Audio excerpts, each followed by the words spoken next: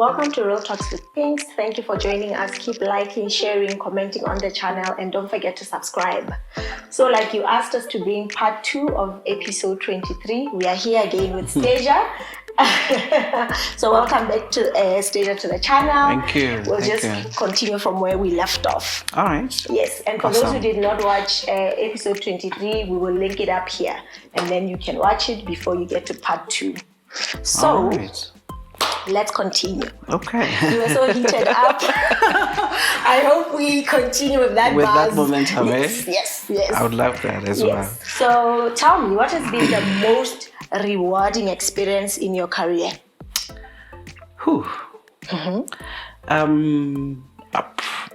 There's probably a lot of things, but something that always comes back to me is seeing people that I worked with that I had an impact on or an influence on, seeing them from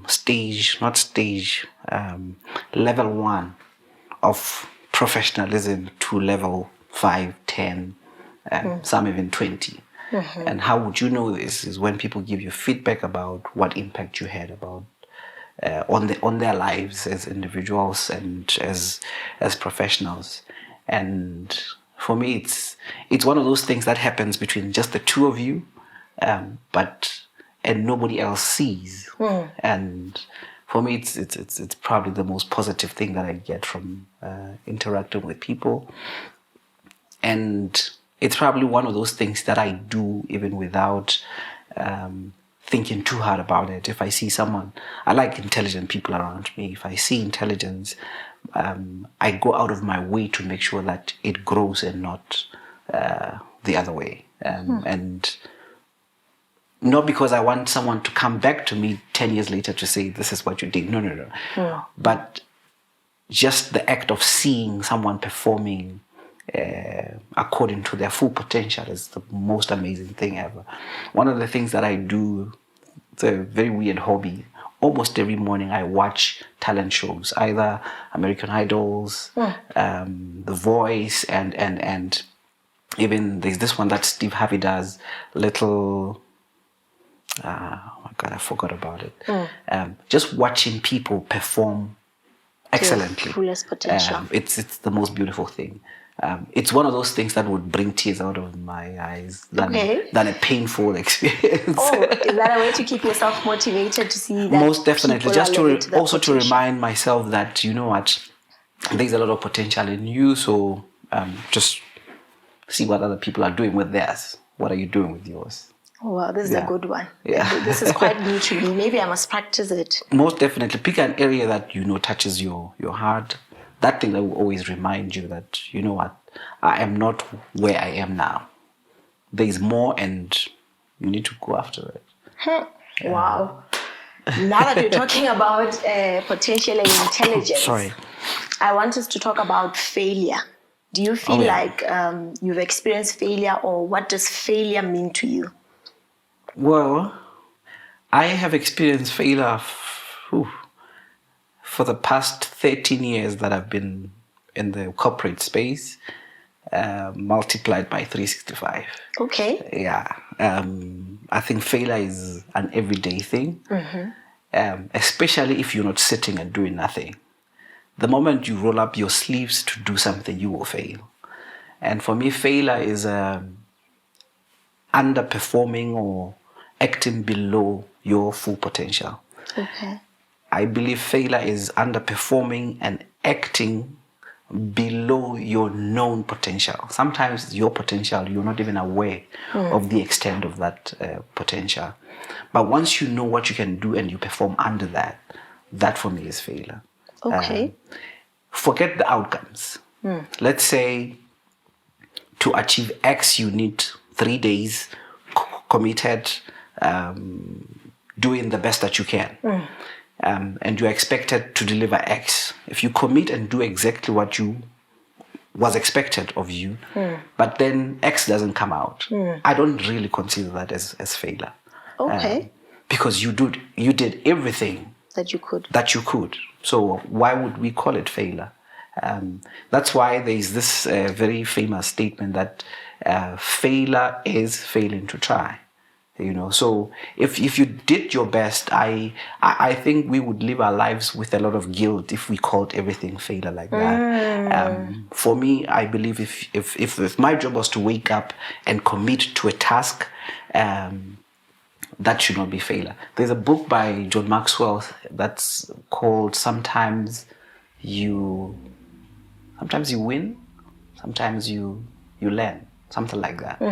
They don't say sometimes you lose. Sometimes you win, sometimes you learn. Oh, okay. Yes, so as long as you try. As long as you're trying, you are gathering wisdom, left, right, and center. Because your focus is, okay, I did everything that was possible for X to happen. But what happened? What did I do wrong? The other person asked the same question differently, and my response to them was failure would be the possibility that as I was executing everything, the tasks that I was executing, at the back of my mind I knew that I'm not doing the right thing, but went ahead doing the wrong thing knowingly and still expected that the right thing would come out, So for me, as long as you're committed to trying, I would not call that failure. Because the people that keep on trying, one of those people is the guy who owns the Virgin Atlantic Group. Yes. Richard Branson? Yes. One of the things that he keeps on saying is do something. Keep on trying. This business fails, start another one. And he says the business failed, not him.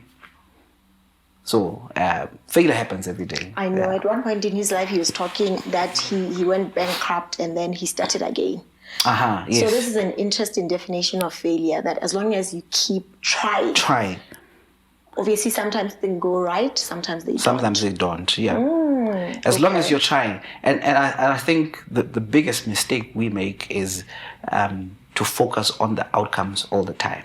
Yes, at some point we need to focus on the outcomes. If all your outcomes are the most unexpected or unwanted, then at some point you need to audit your steps to say there must be something wrong I'm doing. But I think if we could commit to the process and deliver whatever it needs to be delivered with our best effort and our best potential, then things will fall into place at some point. Okay. Yeah. Okay. I want to ask you two questions. Okay. What's your opinion on Lesotho and Basotho youth and the current challenges we have as a country? Where to? Sure. Where do we start?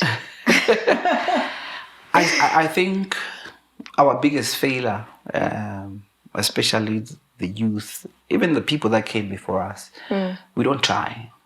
Really? We don't. Right now, everyone, politics is the buzz now. And the noisiest of people who are talking about how much of a failed state we are doing nothing in politics. That I agree. They will be shocked that maybe 30 to 40% of those people don't even vote. They don't. So the things that we are crying foul about, we are not participating in the solution. And for me, that's the biggest problem. We are quick to analyze and dissect problems, and that's where we stop. So I believe if the status quo is going to change, it has to be because we get out of our comfort zones and go participate somewhere. Just maybe in the past 2 or 3 months, we've seen new parties coming up.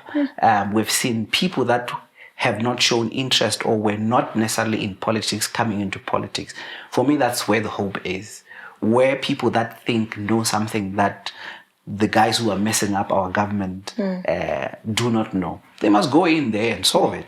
So we cannot claim that we are better than the people who are destroying our country if we are not going in to fix it.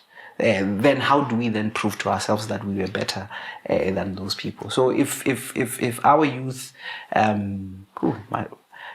if everyone who is concerned would play their part, I think we'll go somewhere. I mean, I was very excited by the likes of Chika Chika Takedi, the registration of a political party. He took a stand. He took a stand.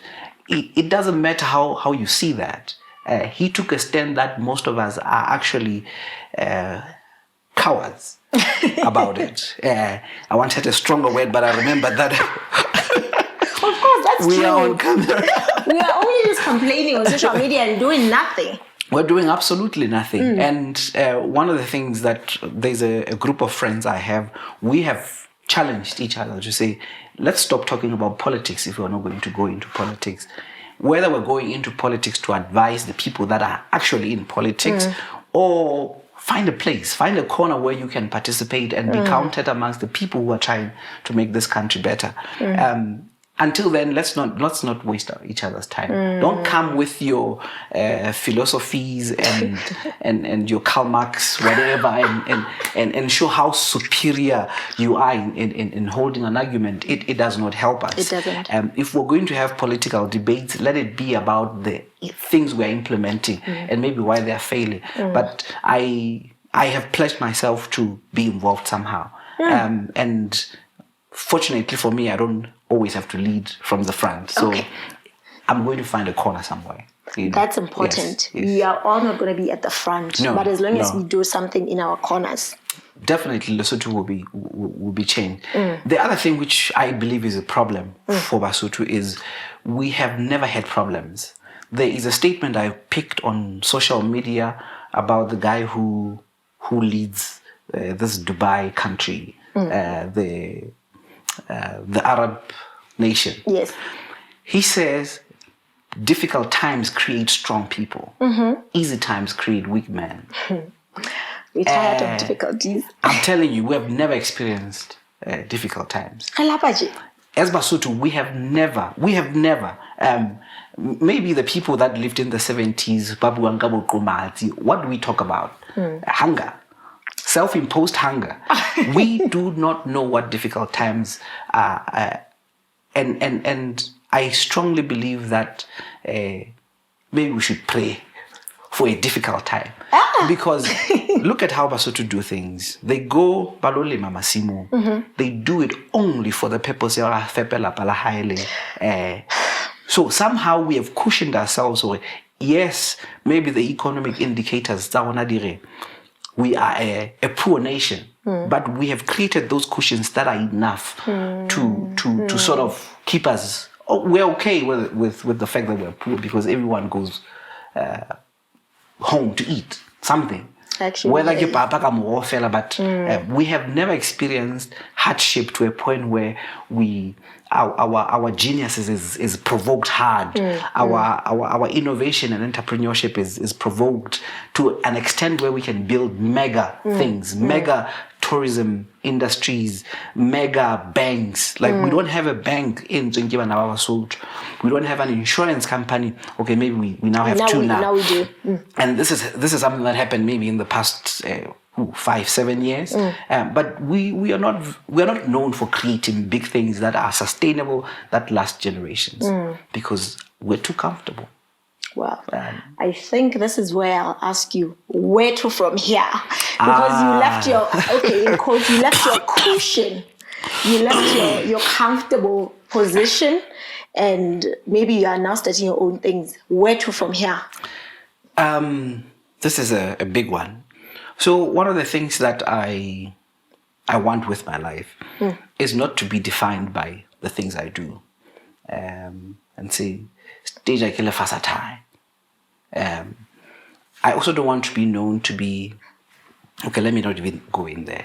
Let me explain what I want. I want to create opportunities to monetize what I know. That's all. If that happens in an 8-to-5 arrangement in a corporate somewhere, I'll jump in and go make money. Because my loyalty now is to make sure that my family lives a better life, which I've seen as a young boy, to say, this is what I want. I want my kids to be on a yacht right now, on a summer season somewhere, and not be suffering in this cold, Of course, I want a wine farm as well. And how that happens, I'm not really fussy about it. So what I'm doing now is planning. But as I plan, opportunities are coming and I'm grabbing them. All I'm doing now is to monetize what I know. Your talent. Everything I know. Okay. That the next person doesn't know. Oh, wow. I will invoice for it. Okay. Yeah, yes. Just reminded me of my friend TK. So I at the moment there's a couple of consulting gigs that I'm doing, but I'm not going to say I am now starting my own thing, because I'll shock you 2 months later when you hear that I'm back into corporate. You know. But my loyalty is make money. Is towards the process of making money, how I do it. Even the music side of my life, if it appears to be that thing that will give me money, I'll push it as hard as I can. You know. So right now, the break helped me to put things into perspective, and also stop downplaying what I know. Now that it's the only thing I have, I realize how precious it is. Unlike having a job and what you know. Even if you don't apply what you know, you will still get paid. But right now, if I don't apply myself to what I know, I will not have any money to feed my family. So what I know is the most important thing, and my job is to monetize it at every chance I get. You just challenged me. I'm thinking to myself, what do I know that I can monetize? Viewers, what do you know that you can monetize? Comment below with what you know that you can monetize. To close off, Stasia, we are out of time. What do you want to say to young people watching and being inspired? Know something. Even if it's just speaking. Know something. And I promise you, we are slowly becoming a knowledge-based economy. What you know is everything. There's a term I found on LinkedIn called expert generalists. Expert generalists. Know everything.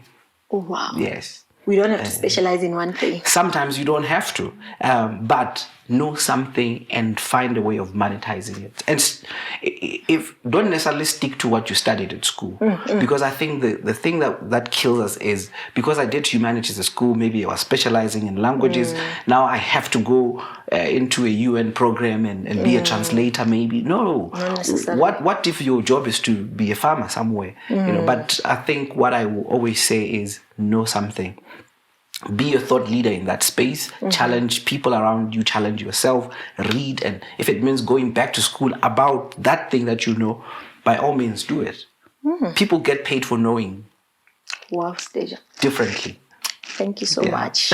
You've said it all. Know something. Know something. You'll get paid for what you know. You do. You'll get paid a lot. I know people that are getting paid for things that we might laugh at, but they know it.